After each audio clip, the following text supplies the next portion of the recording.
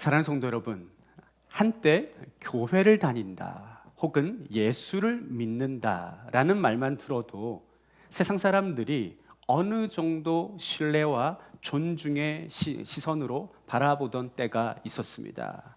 그래도 크리스찬은 다르겠지. 그래도 교회 다니는 사람이라면 정직하겠지. 그래도 목사님이라면 바르게 살아가겠지. 이처럼 과거 세상 사람들은요, 크리스찬들에게 어떤 도덕성과 선한 영향력을 기대했었습니다. 그런데 시간이 지나면서 어떻게 되었습니까? 그 기대는 점점 실망으로 바뀌게 되었죠. 교회와 성도들, 특별히 목회자들과 관련하여 세상과 별반 다를 것 없는 좋지 않은 사건과 사고들이 계속 반복해서 일어나고, 또한 그 일들이 뉴스와 여러 매체들을 통해 사람들에게 알려지기 시작하면서 세상은 교회를 향해 점점 더 부정적인 시선을 가지게 되었습니다. 물론 세상의 모든 비판이 다 옳은 것은 아닐 수도 있습니다. 그러나 우리가 분명히 돌아봐야 할 부분도 있는데요. 왜냐하면 오늘날 교회를 향한 실망감 속에는 단순히 비난만 있는 것은 아니라 크리스찬이라면 무언가 달라야 하는 것 아닌가라는 무너진 기대감 또한 함께 담겨 있기 때문입니다. 다시 말해 세상은 여전히 우리에게 무언가를 기대하고 있다는 것이죠. 사랑하는 성도 여러분, 그렇다면 세상 사람들이 여전히 우리 그리스도인들에게 기대하고 있는 것은 무엇일까? 그리고 우리는 어떻게 다시 세상 속에서 하나님의 백성다운 모습을 회복할 수 있을까? 저는 오늘 이 질문과 관련하여 여러분들과 함께 말씀을 나누도록 하겠습니다. 앞서 제가 여러분들께 말씀드린 것처럼 세상 사람들은 우리를 향하여 여전히 크리스찬이라면 뭔가 달라야 하는 것 아닌가라는 기대감을 가지고 있다 말씀을 드렸는데요. 그러므로 여러분, 우리 크리스찬들은 세상 사람들과 다른 그 무언가가 있어야 한다라고 할 수 있습니다. 이것을 우리는 한 단어로 이렇게 표현할 수 있는데요. 그것은 바로 거룩이라는 것입니다. 여러분들 잘 아시다시피 여러분, 거룩은 어떤 의미입니까? 본래 구별되다라는 의미를 가지고 있죠. 이는 세상과 완전히 분리되어 산다는 의미가 아니라 세상 가운데 살아가고 있지만 삶의 가치관과 방향과 그 모습이 하나님께 속한 사람답게 구별되어 있는 상태, 그것이 바로 성경이 말하는 거룩인 것이죠. 그런데 문제는 여러분, 우리가 이 거룩이라는 이 단어를 많이 들어보기는 하였지만 정작 그것이 무엇인지, 무엇을 뜻하는지 구체적으로 설명하려고 하면 막연할 때가 많다는 거예요. 여러분, 그렇다면 거룩이 무엇입니까? 그리고 거룩하게 산다는 것은 무엇을 의미할까요? 여러분, 이스라엘 백성들의 출애굽은요, 아주 체계적이고 준비된 모습으로 이루어지지 않았어요. 오히려 굉장히 급박하고 혼란스러운 가운데 이루어졌는데요. 출애굽기 12장 33절 34절 말씀을 보시면 출애굽이 어떤 모습이었는지 기록하고 있습니다. 제가 읽어드리죠. 애굽 사람들은 말하기를 우리가 다 죽은 자가 되도다 하고 그 백성을 재촉하여 그 땅에서 속히 내보내려 하므로 그 백성이 발교되지 못한 반죽 담은 그릇을 옷에 싸서 어깨에 매니라, 이같이 말씀하고 있는데, 여러분, 이 장면이 어떤 장면이냐면 이런 의미입니다. 10번째 재앙으로 말미암아 애굽에 처음 난 것들이 모두 죽게 되자 애굽 사람들은 두려움 가운데 이스라엘 백성들을 급히 내쫓기 시작했어요. 그러다 보니 이스라엘 백성들은 빵 반죽조차 제대로 발효시킬 시간도 없이 반죽 그릇을 그대로 싸서 나와야 할 정도로 급하게 출애굽을 하게 되었다는 거예요. 다시 말해 대우를 정비하고 질서를 갖춘 상태에서 출애굽이 이루어진 것이 아니라 거의 쫓겨나듯이 출애굽이 이루어졌다는 거예요. 그리고 그렇게 출애굽한 이스라엘 백성들이 약 3개월이 지나 이제 시내 광야에 도착하면서부터 비로소 하나님의 백성으로서 체계를 갖추어 가기 시작했습니다. 바로 그때 하나님께서는 이스라엘 백성들 전체를 모아두시고 다음과 같이 말씀하시는데요. 그 내용이 출애굽기 19장 6절 말씀에 다음과 같이 기록하고 있습니다. 제가 읽어드리죠. 너희가 내게 대하여 제사장 나라가 되며 거룩한 백성이 되리라. 이같이 말씀하고 있는데, 그러므로 여러분 이 말씀을 통해 우리가 분명히 깨달아야 할 것 한 가지가 있는데, 여러분 그것은 하나님께서 이스라엘 백성들을 애굽에서 건져내신 그 목적이 단순히 그들을 노예에서 해방시키기 위함만이 아니었다는 거예요. 무슨 말입니까? 하나님께서 그들에게 진짜 원하셨던 것이 있는데, 그것은 바로 그들이 하나님의 백성으로서 구별된 삶을 살아가는 것, 거룩한 백성이 되기 원하셨다는 거예요. 여러분 이것은 우리에게도 동일하게 적용된다라고 볼 수 있는데, 그것은 하나님께서 오늘 이 자리에 있는 저와 여러분 우리 모두를 구원하신 이유가 우리 죄를 사하시고 우리에게 영원한 생명을 주시는 것에만 있지 않다는 거예요. 하나님께서는 오늘 이 시대를 살아가고 있는 저와 여러분 우리 역시 단순히 교회를 다니는 사람, 예배만 드리는 사람이 아니라 세상 가운데서 하나님께 속한 사람답게 살아가는 거룩한 백성이 되기를 원하고 계시다는 거예요. 그런데 여러분, 우리들은 교회를 오래 다니면서 거룩이라는 단어를 자주 들어봤기 때문에 거룩이라는 이 표현은 굉장히 익숙하게 들려져요. 하지만 여러분, 출애굽한 이스라엘 백성들에게는요, 이 거룩이라는 단어가 굉장히 낯설고 생소한 개념이었습니다. 그래서 하나님께서는 그런 이스라엘 백성들에게 거룩이란 바로 이런 것이야 라고 구체적으로 가르쳐 주시는 말씀이 있는데, 그 말씀이 바로 레위기 19장 말씀이라는 거예요. 그리고 오늘 본문 19장 2절 말씀은 이렇게 말씀합니다. 너는 이스라엘 자손의 온 회중에게 말하여 이르라. 너희는 거룩하라. 이는 나 여호와 너희 하나님이 거룩함이니라. 이같이 말씀하고 계시는데, 여러분 이 말씀을 통해 우리가 깨닫게 되는 것 한 가지가 있는데, 그것은 여러분 이 거룩이라는 것이 하나님의 본성과 연결된 하나님의 고유한 속성이라는 거예요. 여러분, 하나님께서 왜 이스라엘 백성들에게 너희는 거룩하라 말씀하셨습니까? 이는 나 여호와 너희 하나님이 어떤 분이시라고요? 거룩하신 분이기 때문이라. 이같이 말씀하고 계시죠. 그러므로 다른 이유가 필요 없다는 거예요. 하나님이 거룩하시기 때문에 하나님의 백성된 자들도 거룩한 삶을 살아가야 한다라고 말씀하고 있습니다. 그러므로 여러분, 이 거룩은요, 단순히 교회 안에서 경건한 척하는 모습이 아니라는 거예요. 거룩은 세상 속에서 하나님께 속한 사람답게 살아가는 삶이며, 우리의 삶을 통해 하나님의 성품이 드러나는 것을 말합니다. 다시 말해, 우리가 이 땅 가운데 거룩하게 살아간다는 것은 세상 가운데 하나님을 보여주는 삶이라 할 수 있다는 거예요. 눈에 보이지 않는 하나님을 우리의 말과 우리의 행동, 우리의 삶의 태도를 통해 세상 사람들이 보게 하는 것, 그것이 바로 성경이 말하는 참된 거룩이라는 것입니다. 여러분, 세상 사람들은 하나님을 직접 볼 수 없죠. 그러나 세상은 우리를 보고 하나님을 판단합니다. 그래서 우리의 삶이 너무나도 중요한데, 우리가 세상 속에서 세상 사람들과 전혀 다를 바 없이 살아간다면 여러분, 세상은 우리를 통해 하나님을 신뢰하지 못하게 되지 않겠습니까?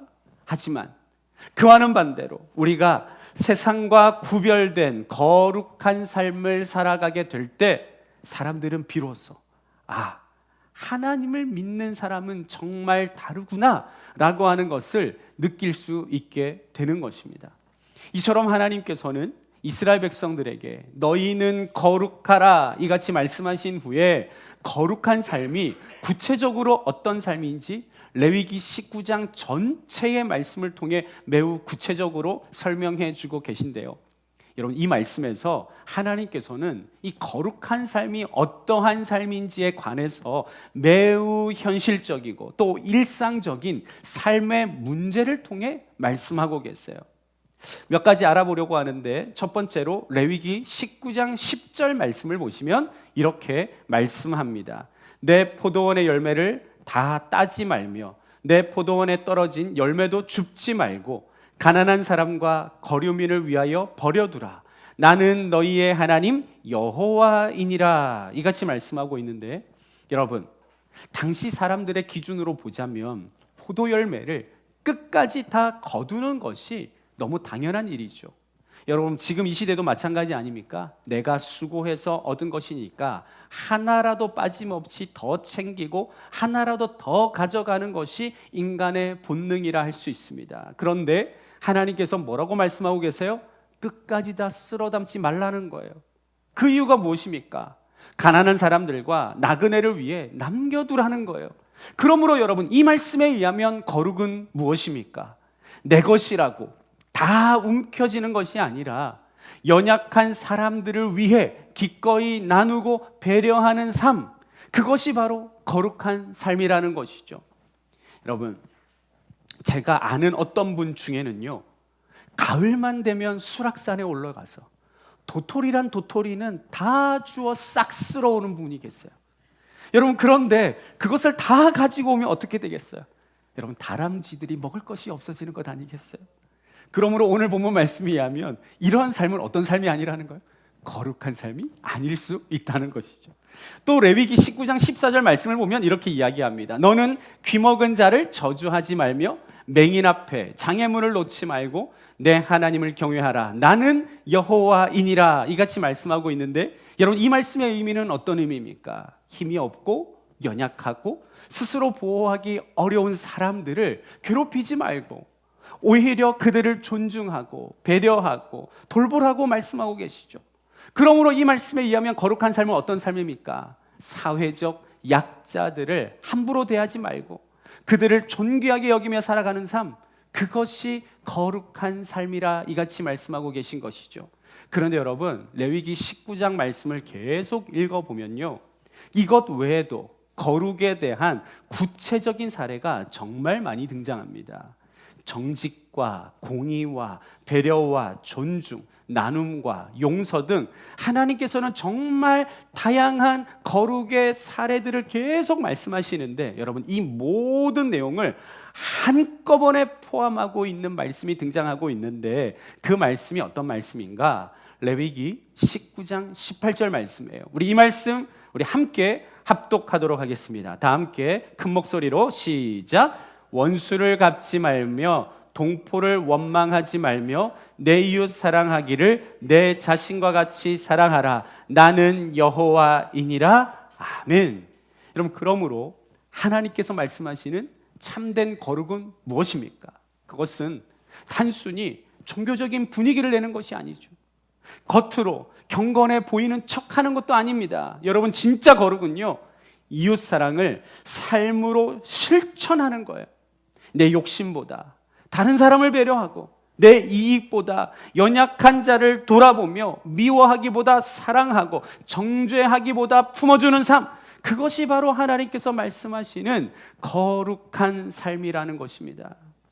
그런데 여러분, 앞서 우리가 살펴본 10절, 14절, 18절 말씀을 보시면 각 절마다 공통적으로 반복해서 등장하는 표현이 있는데요, 그것은 말씀의 마지막마다 기록된 나는 여호와이니라 하는 선언입니다. 여러분, 왜 하나님은 거룩한 삶에 대한 말씀을 하실 때마다 계속해서 마지막 부분에 나는 여호와이니라 이 말씀을 반복하셨을까? 그 이유는 앞서 하나님께서 이스라엘 백성들에게 너희는 거룩하라 말씀하시면서 뭐라고 말씀하셨어요? 나 여호와 너희 하나님이 어떠한 분이라고요? 거룩한 분이라 이같이 말씀하셨죠. 그러므로 여러분, 레위기 19장 곳곳마다 반복되는 나는 여호와이니라 라는 말씀은요, 가난한 자를 돌아보는 것, 나그네를 배려하는 것, 약한 자를 함부로 대하지 않는 것, 이웃을 사랑하는 것, 이 모든 것이 여러분 단순히 착한 행동의 차원이 아니라 하나님의 성품과 속성 바로 그 자체라는 거예요. 다시 말해서 하나님은 어떤 분이시라는 것입니까? 연약한 자를 외면하지 아니하시고 가난한 자를 돌보시고 사회적 약자를 긍휼히 여겨 주시는 분, 바로 그분이 우리 하나님이시고 이것이 곧 하나님의 거룩함이라는 거예요. 그러므로 하나님께서는 하나님을 믿는 그 백성들도 세상 속에서 하나님과 같은 모습으로 살아가기를 원하고 계시다는 것입니다. 그러므로 여러분, 거룩은요, 세상 속에서 하나님의 마음을 가지고 살아가는 것을 말해요. 하나님이 사랑하는 사람을 사랑하고 하나님이 긍휼히 여기시는 자를 긍휼히 여기며 하나님처럼 살아가려고 몸부림치는 것, 그것이 바로 참된 거룩한 삶이라 할 수 있는 것입니다. 여러분, 우리 알파 교회는 5월 첫째 주부터 다음 세대들을 위한 포엠 운동을 시행하고 있어요. 콜팝과 사발면을 나누는 사역을 하고 있는데, 지난주 수요일 날 있었던 일들을 여러분들께 잠시 나누려고 합니다. 아이들이 저 학교 위에서부터 막 몰려서 내려와요. 그럼 제가 저 앞에서 아이들 지나갈 때 제가 이야기하는 거예요. 얘들아, 콜팝 먹으러 들어와. 얘들아, 사발면 먹고 가. 제가 이렇게 막 이야기하는 거죠. 그런데 한 아이가 저한테 이렇게 말하더군요. 아무나 주는 거 먹으면 안 된대요. 이라고 이야기하는 거예요. 맞는 말이죠. 여러분, 세상이 요즘 얼마나 험합니까? 그래서 저도 사실 저희 아이들한테 늘 교육해요. 아무나 따라가면 안 된다. 또 아무나 아무거나 받아 먹으면 안 된다라고 저도 저희 아이들한테 이야기합니다. 그런데 그 친구가 아무나 주는 거 먹으면 안 된대요 라고 말하니까 그 옆에 있는 친구가 뭐라고 이야기한 줄 아세요? 야, 여기는 교회야 라고 이야기를 하는 거예요. 여러분, 무슨 의미입니까?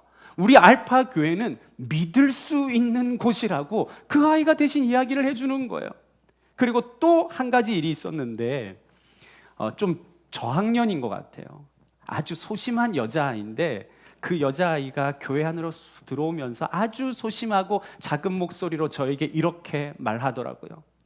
우리 엄마가 알파 교회가 주는 것은 먹어도 된대요. 이렇게 이야기하더라고요. 여러분, 얼마나 감사한 일입니까?